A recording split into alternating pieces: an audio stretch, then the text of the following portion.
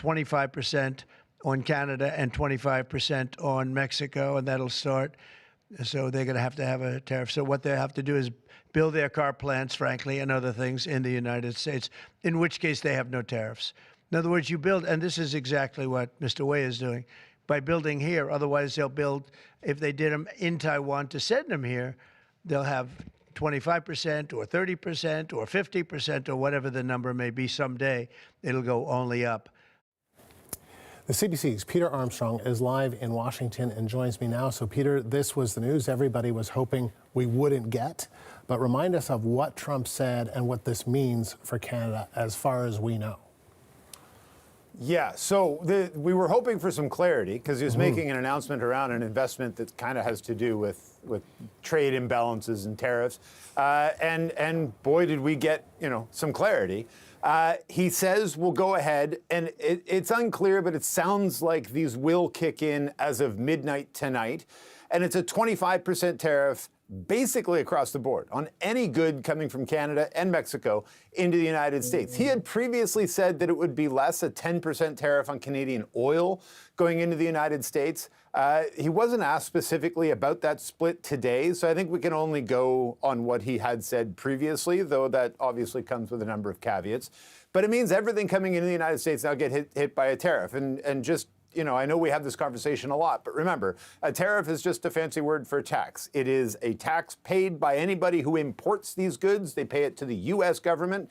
So if you're using steel to make nails for construction, your cost for steel will go up 25% as of midnight tonight. If you use Canadian oil, your cost to refine that into gasoline products like gasoline, diesel, jet fuel, those now go up by 10% overnight. Those costs will presumably be passed on to the consumer. Donald Trump keeps telling us that, well, no, it's the importing country that pays this, or the importing company, the exporting company that would pay this. It's not. It's American companies here, and they eventually pass that on to consumers. The American Tax Foundation has said this would lead to a $130 billion tax increase on American families, like a 1.2% hit to American family incomes as a result of this. The argument from the White House is that they say they put in these tariffs and that will keep goods from coming in and force it so American producers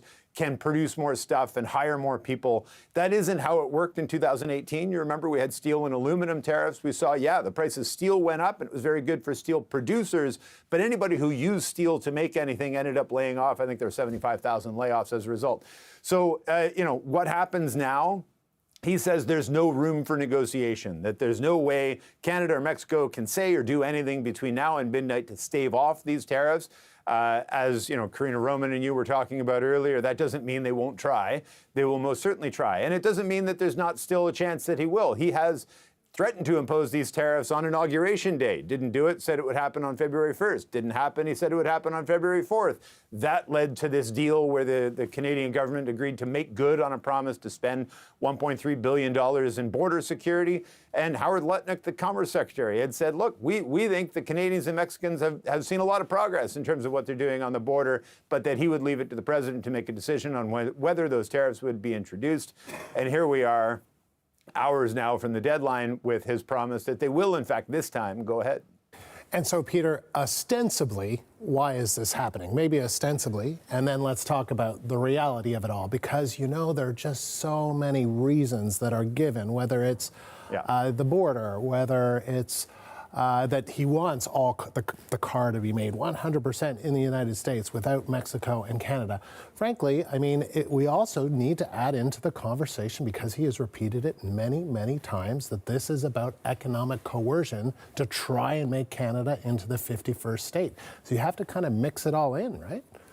You do. And you have to sort of take a step back. What we do know, because there is what is said, there is what might happen, and then there's what we know will happen. And what we have already seen, Andrew, is that investment in Canada has slowed while investment in the United States has increased. And whether that's his sort of spoken desired impact, that is something Donald Trump would be very happy to see. And that is something that sort of aligns with all of the things that he has said leading up to this, right? We have seen importers in the United States increase the amount of stuff they're buying from Canadian producers to get ahead of this. That's good for, the moment in terms of you're a Canadian producer of steel. That's great for now, but the American importers are doing that to try to sort of, so they won't have to buy it once the tariff comes in, whether that's tonight or next month or whatever it may be. But yeah, you're right. Like the stated reason for tomorrow's tariffs was supposed to be about the border and about fentanyl, and that he simply couldn't stand by and let all of this fentanyl be sweeping across the border from Canada and from Mexico into the United States. Set aside for the fact that, for the moment, the fact that the vast majority of fentanyl going into the United States goes in through other harbors. Let's say that's exactly what he wants to see happen. Well, Canada took immediate steps. Canada increased its spending along the border by $1.3 billion. It had sweeps to try to stop the number of people crossing into the border and the amount of goods crossing into the border illegally. And his Commerce Secretary, Howard Lutnick, had said, we've seen progress that we like. We're happy with what we've seen. Whether that's enough for the president, he said, is a different issue. So that was tomorrow. Then you've got the steel and aluminum tariffs that are supposed to go into effect on March 12th. That might be 25% on top of the 25% that he's threatening to impose tomorrow.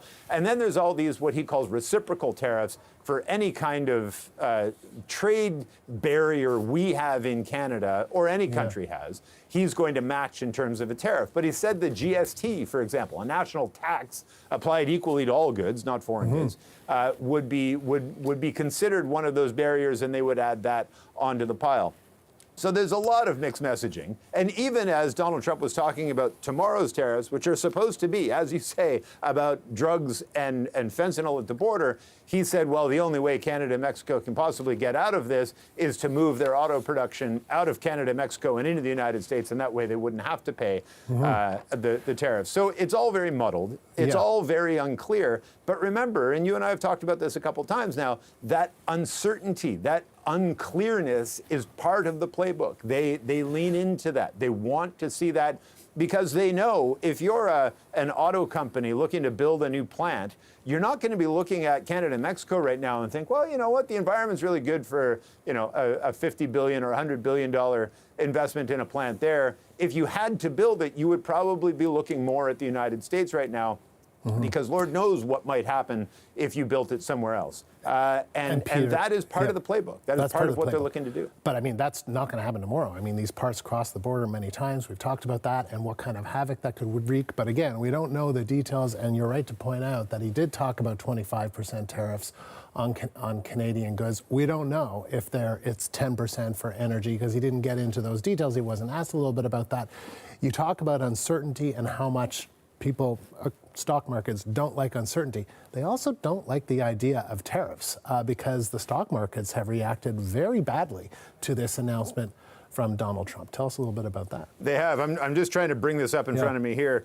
The markets are, oddly enough, trying to climb their way out of the hole they dug when the announcement was made. But the S&P 500 is down 1.76%. The Dow's down 1.5%. The Dow is currently down 650 points. It was down 780 points at one point. And part of what's happening here, Andrew, is that markets have been shrugging off the threat. It seems, investors didn't believe that Trump was actually going to make good on this threat. So they just didn't react. They reacted a little bit on the morning of the February 4th deadline when Justin Trudeau and Donald Trump were able to cut that deal on the border spending.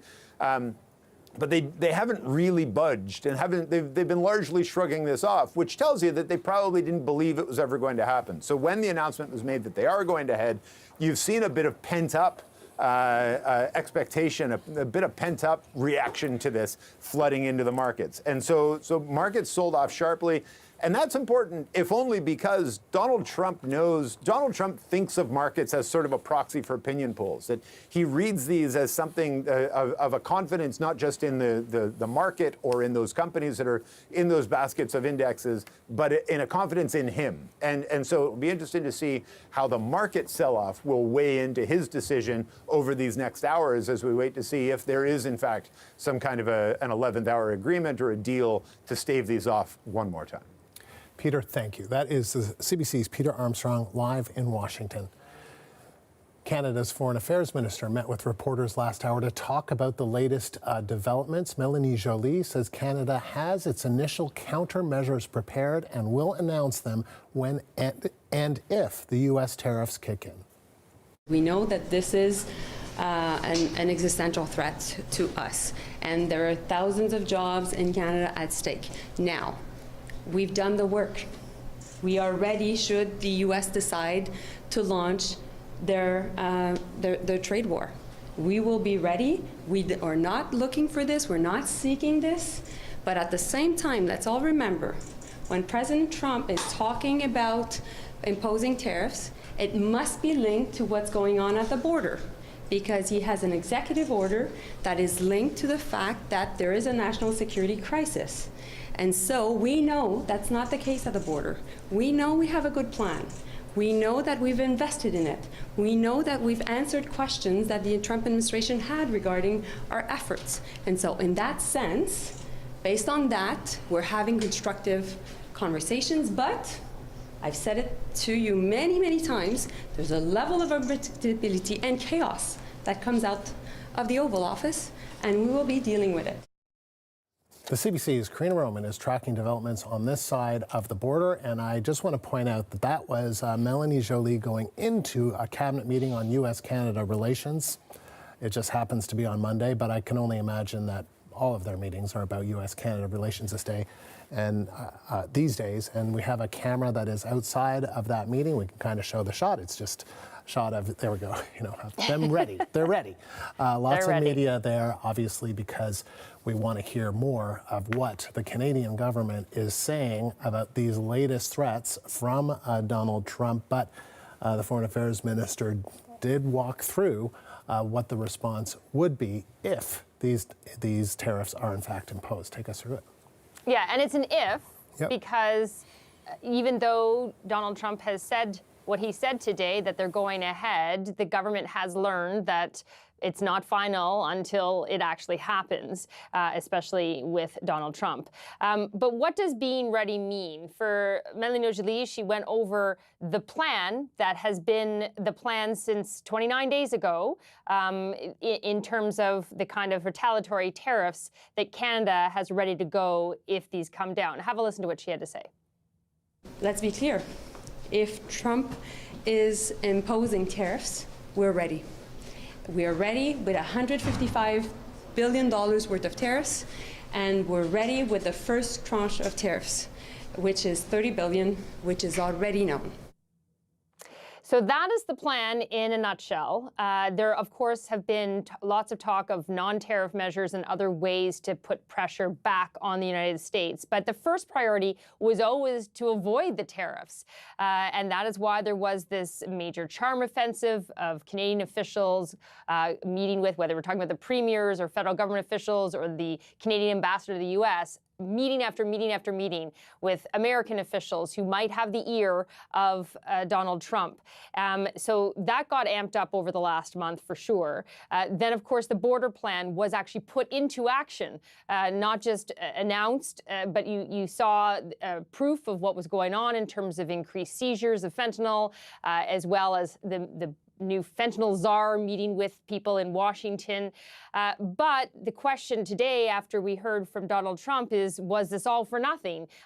Is this going to be enough? And if it isn't enough, is that because it wasn't really about the border and there's nothing Canada can do to ward this off other than to retaliate? Or, will there be a last-minute reprieve? The government does say it will be painful on both sides of the border in terms of economic impact if these tariffs come in, and certainly then if the retaliatory tariffs go forward. Mark Miller, the immigration minister, mused today, though, that he thinks Canada has a higher pain threshold than the U.S. does. And the employment minister, Steve McKinnon, kind of reiterated that by talking about Canada's social safety net, that certainly jobs will be lost, but that the way the Canadian system is set up, that there is a system to catch people in those situations. Have a listen to what he had to say. It'd be a more robust response than Iowa farmers or Michigan auto workers or Pennsylvania steel workers could count on. And we look after our own. We take care of people. And if this unjustified and ill-considered set of tariffs were to be put on Canada, their government would be there to protect them. I did mention non-tariff measures. That's something that has also been discussed, including what the provinces planned to do last time in terms of pulling U.S. alcohol off the shelves. That's also on the table again as something that would likely go forward in some provinces, especially Ontario. It's something that Doug Ford, the Premier, mentioned today. He also mentioned cancelling contracts and only procuring from Canadian companies instead of American companies when it comes to government contracts. But he also doubled down on his threat about energy. Have a listen to what he had to say. If they want to try to annihilate Ontario, I will do everything, including cut off their energy, with a smile on my face. So, and I'm encouraging every other province to do the same. Quebec, Manitoba, BC, we all have to act in unison. Out east, they rely on our energy. They need to feel the pain. They want to come at us hard, we're going to come back twice as hard. So obviously some tough talk there from Doug Ford. It's not clear whether the other energy producing provinces would be on board with that kind of thing, whether we're talking about actually cutting off energy or an export tax, that kind of thing. I do want to mention, Andrew, that also, a month ago when we were talking about this, there was a lot of heated phone calls and last-minute phone calls between the Prime Minister and the President. At this point, we don't know of any that is on the schedule for today. We know, as you mentioned, the Prime Minister is arriving back from London. The timing of all of this, though, adds to the uncertainty, given that we will have a new Prime Minister on the weekend. I mean, I just can't imagine a busier week in the 6 days left that Justin Trudeau is Prime Minister of Canada. And there are questions about what that has meant in terms of the impact. Does Justin Trudeau, or has he had less clout because Donald Trump and the Trump administration knows that, you know, he will not be prime minister in a short while. And then when we have a new Liberal leader who will be prime minister, at least for a short while before there's an election, what does that leader plan to do? Which is why it's been such a key issue in the Liberal leadership race. In fact, it's been sort of the #1 issue. And when you hear from the candidates, they all have a plan of some varying degree, but they all agree that Canada needs to push back hard. And when they mention dollar for dollar retaliatory tariffs, they all agreed on that as well at the debates that they had. In terms of one of the candidates, Chrystia Freeland, who used to be finance minister and deputy prime minister, she was out at a campaign event today in terms of the leadership race. And she drew on her experience as dealing with the Donald Trump administration the first time around to warn everyone that it's really important not to appear or come across or act in any way intimidated. Have a listen to what she had to say. The way that President Trump negotiates is by creating maximum chaos and maximum intimidation. We need to be united, strong, and smart. We need to be resolute. We need to recognize that with this White House, weakness is a provocation and capitulation is not a negotiating strategy. So let me be very clear with our American neighbors. If you hit us, we will hit back. Our retaliation will be dollar for dollar, and it is going to really hurt because Canada has leverage.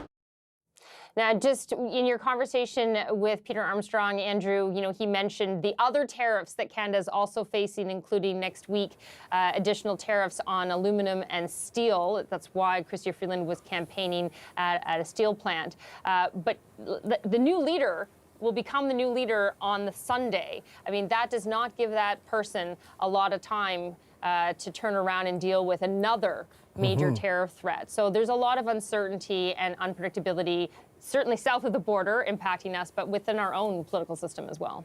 Yeah, and Karina, just before I let you go, we're not clear because all we can do is listen to what the president has to say and repeat what he says, whether it actually happens or not. We've been here before. I mean, it feels like Groundhog Day for you and I, right? It's just the reality of the situation.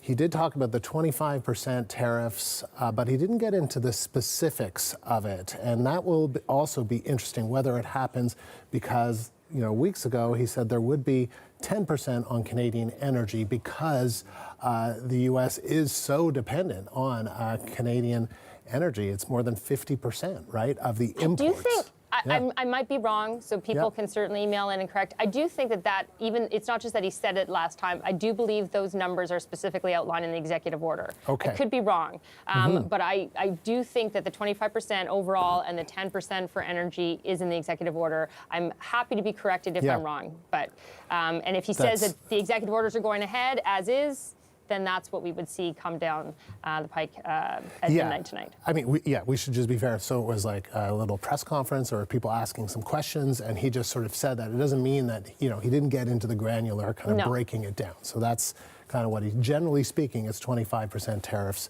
that he says will come into effect as of midnight. All right, Karina, thank you. CBC's Karina Roman, live in Ottawa. So for political reaction to these incoming tariffs, we're joined by Stephanie Chouinal. She is an associate professor of political science at the Royal Military College of Canada. Stephanie, nice to see you. Thank you.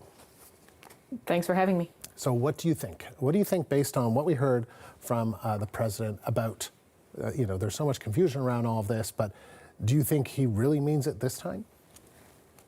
Well, it certainly looks like it, but as we found out in the past, the final word is not the final word until the executive order is signed, sealed, and delivered. So I guess, like the rest of us, we'll have to wait until tomorrow. But as of right now, it seems pretty certain that these tariffs will indeed be imposed tomorrow morning.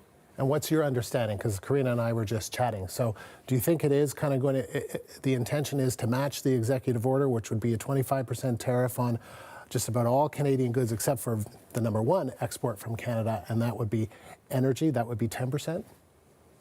That's right. And in fact, if I understand the executive order, we're even going further than where we were going on February 4th because President Trump has decided to remove the lack of tariffs on minimal purchases, so anything that was under $800. So obviously for big businesses like steel and automobile and aluminum, $800 is nothing. But for small businesses in Canada, and I'm thinking particularly about e-commerce, these small businesses that do business online, this might be huge, and it might hit them in the pocketbook quite hard.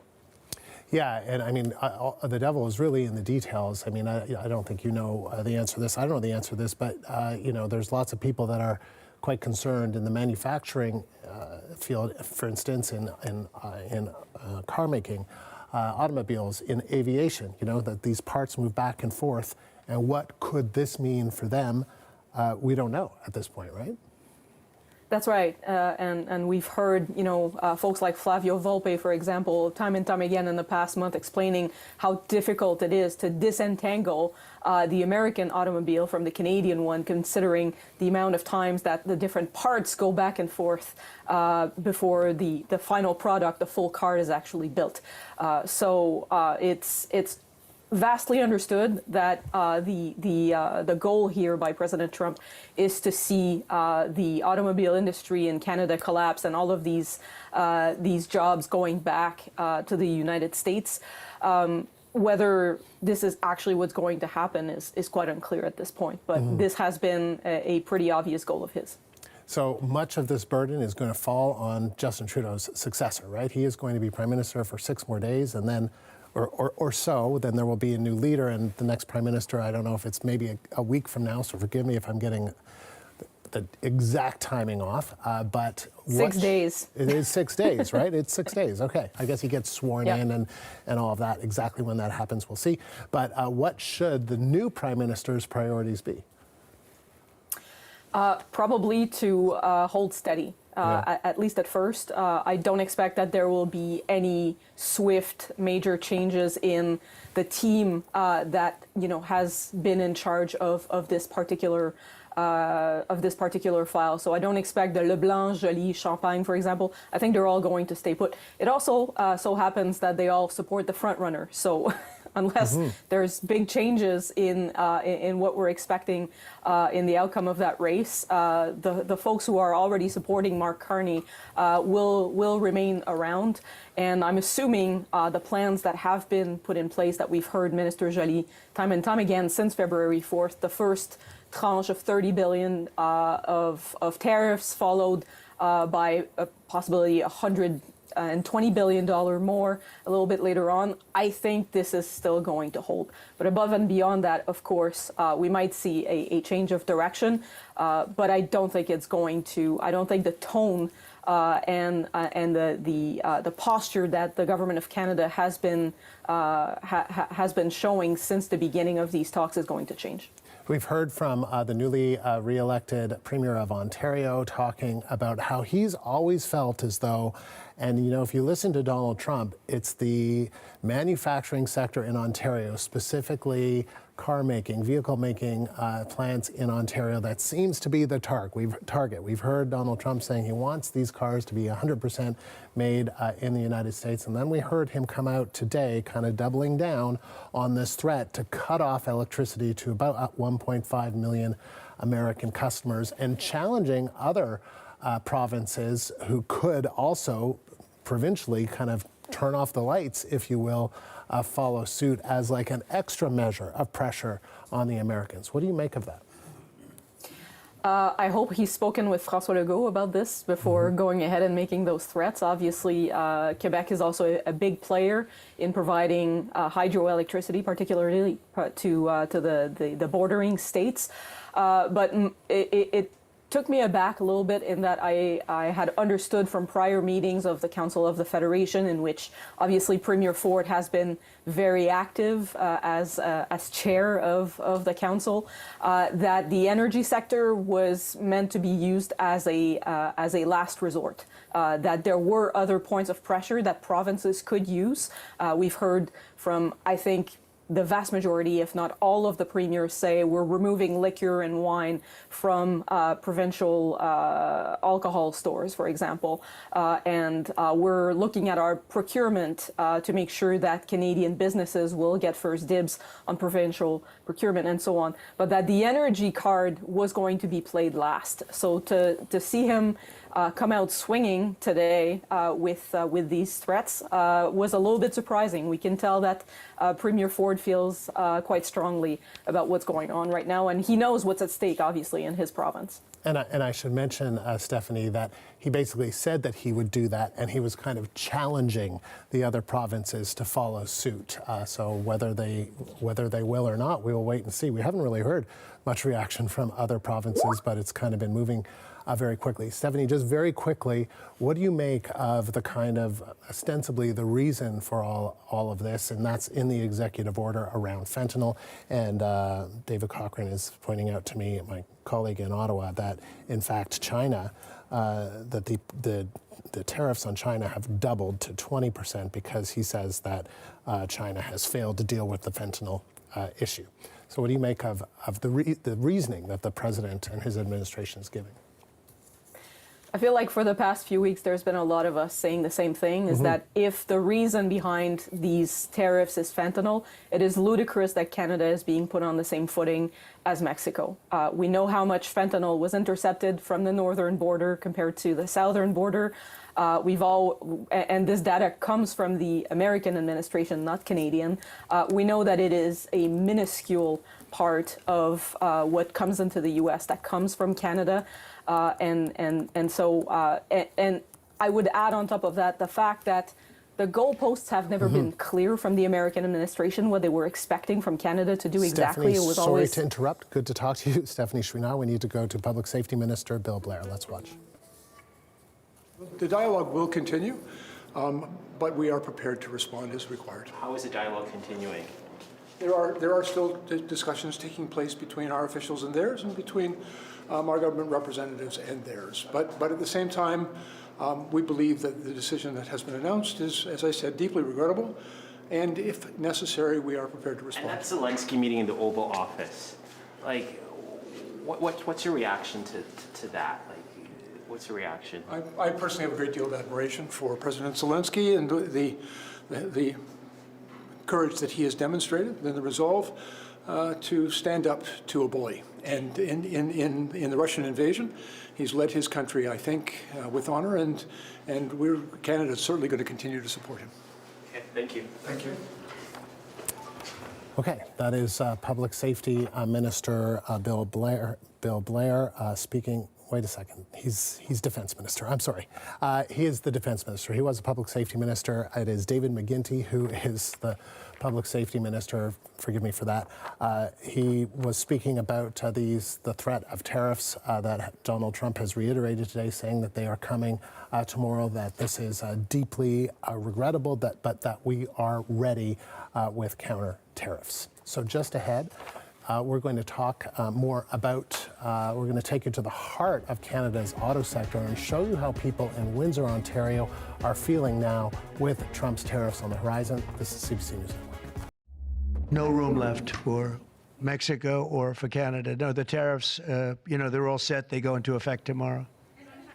That is U.S. President Donald Trump earlier this afternoon confirming he will impose a 25% tariff on Canadian goods with a lower 10% levy on Canadian energy starting tomorrow. Trump continues to link the tariffs to border security and fentanyl. Ottawa says it is ready to retaliate with tens of billions of dollars in counter tariffs on the United States. I just want to show you a shot that you may be familiar with in the last few months, and this is outside a cabinet meeting that is taking place right now, and that is a cabinet meeting today on U.S.-Canada relations. Obviously, top of mind there for those cabinet ministers is what Donald Trump had to say this afternoon. We heard from Mélanie Joly, the Foreign Affairs Minister, going into that meeting. We may hear from her or Finance Minister Dominic LeBlanc coming out of that meeting. So we are going to keep our live camera there staked out, and we will bring you their comments as soon as they come out, if they have anything to say to the media who are waiting there. So for more on this, I want to bring in Daniel Bellon. He is the director of the McGill Institute for the Study of Canada. Daniel, thank you for taking the time. Appreciate this. Thanks for the invitation, Andrew. So what's your reaction to Trump saying these tariffs are indeed taking effect tomorrow? Yeah, it's not surprising, but I will believe it when it will actually happen, because I don't really trust what Donald Trump says, and I think no one should. Dealing with Trump is a bit like when you're a roller coaster but blindfolded, and it's quite scary. So he can change his mind at any time for reasons that are not always clear to us. And I don't know exactly what's happening in terms of the backstage, but yes, it's likely to be coming. But again, there is still uncertainty. And uncertainty about whether it will happen, but also how long it will last. Because as one of your guests earlier, Jim Stanford said, the Federal Reserve Bank of Atlanta today said that the U.S. during the first quarter could have a drop in the GDP. So the U.S. might be heading towards a recession. And it's part of, I think, related to what Trump and his administration are doing. And so if it's the case, what Donald Trump is doing with tariffs might just make things even worse for the United States, which in the end might create a backlash down south, which could force Trump to change his mind about tariffs, hopefully. Yeah, I mean, he says that there's no room left for Canada to negotiate on tariffs. The Foreign Affairs Minister, Mélanie Joly, says Ottawa has counter tariffs ready to go. Do you think we are now on the verge of a trade war with the United States? Well, I think the trade war has already begun. Yeah. You remember the steel and aluminum tariffs, right? That were imposed, not just on Canada, of course, but I think the trade war has begun. You mean back in Trump 1.0? You mean back years ago, right? Yeah, no, I'm also talking about the tariffs that were on aluminum and steel that were announced earlier. But these are across they are not just targeting Canada. Yeah. So what I'm saying, and overall with the rhetoric and the trade war has begun, considering all the things that Donald Trump has been saying. It's not just about what he does, but the rhetoric. I think we are already in a trade war. And I do think that we are we have to retaliate. Absolutely. We cannot just try to appease Trump. It's not just about the border or fentanyl, obviously. Today, Donald Trump said he wants the automobile factories, car factories, to return to the U.S. from both Mexico and Canada. He said that. So this is not just about the border, and this is very serious. We should retaliate, and Ottawa and the provinces should work together to make sure that it hurts the U.S. And U.S. consumers so that they can then complain about the situation and go out and really push back against the White House. So it's very important. There is already a pushback against some of the measures that the Trump administration is taking within the United States. And I think our best hope is that American voters, consumers, people will revolt against policies that are really misguided, domestic policies and also foreign policies that the Trump administration has been putting forward since Trump returned to the White House in January. What do you make of the political environment or circumstance that we happen to find ourselves in, and that is that Justin Trudeau is going to be Prime Minister for just 6 more days? But correct me if I'm wrong, my sense is that the main contenders to replace him, who will be the next Prime Minister of this country, I mean, there seems to be a match with what he has said would happen and what other ministers who are responsible on this file have said would happen in terms of the retaliation and those top contenders for the Liberal leadership, right? That's right. And I do think it's true in terms of Chrystia Freeland and Mark Carney, what they said. I think the retaliation we cannot avoid retaliation. Otherwise, we just fall on our knees and cry. I mean, we have to fight back. And of course, we have also to try behind closed doors to try negotiate with the administration. But we also need to show that we won't be bullied like this, and that we can hit where it actually hurts U.S. consumers in terms of energy and in terms of also targeting specific U.S. industries with counter tariffs. So I think a mix of tariff and non-tariff measures could be effective, and also making Americans realize, those who still don't know this, how important Canada is for the U.S. and how these tariffs could really hurt them in a major way. It will hurt us. What will happen will hurt the Canadian economy. We will suffer out of this, but we cannot stay idle and just pray for that Trump will change his mind, because we don't really control what he says and does. We can still bargain with the administration, but we have also to show that we can stand up and that we can fight back. Danielle, thank you. Danielle Bellon is the director of the McGill Institute for the Study of Canada. And we want to take you now to one of this country's border crossings with the U.S. In Surrey, British Columbia, the mayor of that city says her community will take a big hit from Donald Trump's tariffs. And the CBC's Alexander Silberman joins me now live. So, Alexander, what kind of impact is expected on that stretch of the border if these tariffs, in fact, are imposed? Well, Andrew, people here along the border are closely watching and bracing for an immediate impact. This stretch of the border here in Surrey is a hub of activity. Over 20% of businesses in this city are directly tied to that cross-border trade with the United States, sending goods across at crossings like this one here behind me. That trade represents $2.8 billion of commerce each year here in Surrey alone. So there are hundreds of jobs in this city that are directly at stake here with tariffs if they do indeed go into effect.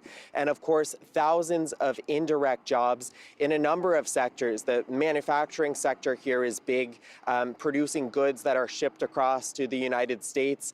There's also the trucking industry as well. There's many trucks passing by at crossings like this one, many of them based here in Surrey and in British Columbia. Also importers, exporters, warehouses, Hundreds of businesses in this area expected to face a swift and immediate hit to their business if those tariffs take effect. So people are watching closely and preparing to really feel the impact right away.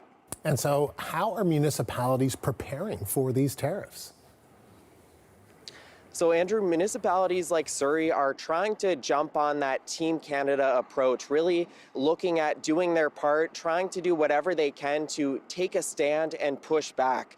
Here in Surrey, like many municipalities, that's meant taking a closer look at municipal procurement. So looking at where the city is buying goods and services, seeing if there's more they can do to buy Canadian. Surrey was already buying the vast majority of their goods and services for the city from right here in Canada. But they noticed that they had a planned order for soccer bleachers and mobile bleachers that were from an American company. So the city is moving forward to try and cancel that order, what they hope sends a strong message. Here's what the mayor had to say on that. It is symbolic in some ways, but I think it is a very strong statement that the city of Surrey loves Canada. We want to support our country, we want to support the people, we want to support our workers, we want to support our neighborhoods, and I think all Canadians should be doing that. So we heard the mayor there say that this is a symbolic move. It's of course not a large purchase, but she hopes that it sends a strong message. It's a way to push back on that threat of tariffs and what that would mean for this community. And she says if communities right across the country are doing this, it could make a difference. It could send a strong message south of the border. But for now, the focus here in Surrey and other communities directly tied to cross-border trade, it's on supporting local businesses and finding ways to help them weather the storm. Andrew? Alexander, thank you. The CBC's Alexander Silberman live in Surrey, British Columbia. Our top story, U.S. President Donald Trump today said 25% tariffs on Canadian and Mexican goods will take effect at midnight. Let's turn to the CBC's Mark Carcasole for more. So, Mark, we've heard about these incoming tariffs for a while now, and according to Trump, they will be coming tomorrow. Remind us how we got to this point. It all started, I guess, technically January 20th. That was Inauguration Day for President Trump, and that was only really a couple months away. But these last couple months have felt like a heck of a year, so that's when the administration outlined its America First policies, threatening tariffs for the first time against Canada and Mexico. On February 1st, the announcement of U.S. tariffs on Canadian goods in response to the apparent flow of fentanyl and illegal immigrants across the border was made. And on that same day, Canada announced retaliatory tariffs on the U.S., 25% on certain goods, supposed to be effective February 4th. On February 3rd, with Canada promising a $1.3 billion investment in border security. You'll remember everything from extra personnel on the ground, drones, dogs, Black Hawk helicopters, and the appointment of a border czar. The U.S. announced that they were pausing that tariff threat. Canada responded in kind. The new magic day became tomorrow, March 4th. And since then, there's been a lot of developments, but not much change. February 10th, you'll remember the U.S. announced 25% tariffs on all steel and aluminum goods coming into the country effective March 12th. That, as far as we know, is still in effect, but it seems like years away at this point with everything that's going on. And those would be concurrent with others. In some cases, could amount to tariffs on up to 50% on some Canadian metal goods. February 13th, the U.S. announced those reciprocal tariffs, tit-for-tat tariffs on any country that has tariffs on their products. And that all leads up, of course, to today's announcement that we're essentially back to square one. The Trump administration once again threatening 25% tariffs against us and Mexico, except for 10% on energy imports. Our Foreign Affairs Minister Melanie Joly saying counter tariffs will be announced if, in fact, these tariffs, as promised by the Trump administration, go through as of midnight. It sounds like, according to everything President Trump says, that there's no room for Canada to negotiate at this point, that these will be going through. His Secretary of Commerce, Howard Lutnick, told Fox News that Canada had done a reasonable job on the border. Same goes for Mexico, but that more needed to be done, and so these were still going ahead. This, of course, all leads up to July 1st of 2026. That's when the CUSMA free trade deal comes up for review by the Free Trade Commission, and many people think that all of this is a way for the president to sort of maneuver and get better footing in that upcoming trade renewal. We'll see how it goes. We'll see. Mark, thank you. And I just want to let our viewers know what they're looking at on the right of the screen there is the cabinet members are in a meeting right now on U.S.-Canada relations. Obviously, this latest threat from the U.S. president, who says, as Mark was just saying, that these tariffs are coming into effect at midnight, will be top of mind. As they come out of that meeting, we will bring you any remarks that they may make to you right here. Now, after Trump's latest remarks about the tariffs, markets on both sides of the border dropped. To break it down, let's turn to Moishe Lander. He's a senior lecturer of economics at Concordia University. He joins us from Montreal. And Moishe, the Dow fell by 650 points following Trump's announcement. The TSX in Toronto way down as well. What are your thoughts? Not surprising. Businesses are the ones that are standing to suffer from the closure of the border. We've been focusing excessively on Canadian consumers, American consumers, and I get it, that's who we all are. But let's not forget that it's the American producers and Canadian producers that deliver us those goods and services. And so these tariffs are going to affect them on the front line, and it's damaging to their business model. They've gotten used to 30 years of more or less open borders and that integrated supply chain, and that's now about to be disrupted. So you think it's coming? You think that this is coming at midnight, these tariffs? Oh, yeah. I don't see any reason why he would back away from it at this point. Look, Trump's been in the public eye for 40 years, originally as a New York property tycoon before he evolved into the reality star that they elected president. The one thing that he's never flip-flopped on, party affiliation, abortion, he's changed on everything except for trade. He's never liked it. His biography said he hasn't liked it. And so I don't think that this is going to be something that he's going to back away from, unless he feels that the business consequences are so substantial and the business leaders push back on him so hard that the business person, not the president, is the one who says, okay, I think we've had enough. Well, that's what I don't quite get, because business leaders in the U.S. are hesitant about tariffs. It seems that the vast majority of economists don't like the idea. The Wall Street Journal has called this the dumbest trade war ever. Warren Buffett has called tariffs an act of economic war. So why in the world would these tariffs be imposed if, as you say, the president is also a businessman who listens to that? So it could just be that his business holdings haven't suffered. Remember that most presidents have some level of business connections when they become president. And usually what they'll do is they'll put it in a blind trust and say, I'm not going to be the day-to-day manager of my business empire while I'm president. Now, of course, his business empire is a little bit larger than others, but he didn't put it in that blind trust. And so he might be watching his own bottom line and seeing what's in it for him. But the other effect, too, is going to be he's promised that he's going to bring inflation under control. He's promised there's not going to be a recession. He's promised that all these jobs are going to come. And as the reports come out, there's only so much fake news that he can accuse the media of presenting. At some point, when inflation doesn't come down, when interest rates don't come down, when GDP falls and there's a recession and unemployment goes up, he can't point at Canada and say it's our doing. And so that might be when he backs away from it, beyond the fact that he wants to renegotiate the customer arrangement as it's currently formed. Okay, let's talk a little bit about the Canadian dollar. It has dropped since Trump started making these tariff threats. It's now below 70 cents. I believe it's now below 69 cents. Where does the dollar go from here? Well, I don't know how much further it can drop. I think the lowest we've ever seen for the Canadian dollar was around 62 cents. And that was in a different time and a different age for the Canadian economy. I think that at some point this thing is going to bottom out. I wonder what the Bank of Canada is going to do at their meeting coming up. Probably interest rate cuts are off the table for now. That's not necessarily going to boost the Canadian dollar, but part of the weakness in the Canadian dollar over the last 12 months was even before Trump became president. And that was we conquered inflation faster than the US. And that gave us scope for interest rate cuts. But those cuts weaken the Canadian dollar. If the Bank of Canada doesn't necessarily increase interest rates, at least if they pause it, that might put a little bit of a hard floor underneath how far the dollar can fall. And that might actually help cushion the Canadian economy, because a weak Canadian dollar would boost our exports more than they otherwise would, and boost our GDP more than it otherwise would, and minimize the damage of the recession that's almost certainly coming our way now. What do you think this means for Canadian jobs and for Canadian consumers in the immediate term? So It depends on what it is that you're buying, and it depends on how integrated that supply chain is. There's for sure job losses coming. I don't know that we're going to wake up tomorrow morning and find that companies lay off workers unless they were looking for an excuse to justify the layoffs that they've been holding off on. As far as Canadian consumers go, if you're buying things like fruits and vegetables, you might find that this starts to surface pretty quickly because those are perishable goods that have very, very short supply chains. And so when you find out that, hey, those things are expiring on the shelves, we need new things to replace it, those tariffs could quickly cause consequences. I think we're also going to have to see then how long this comes into play.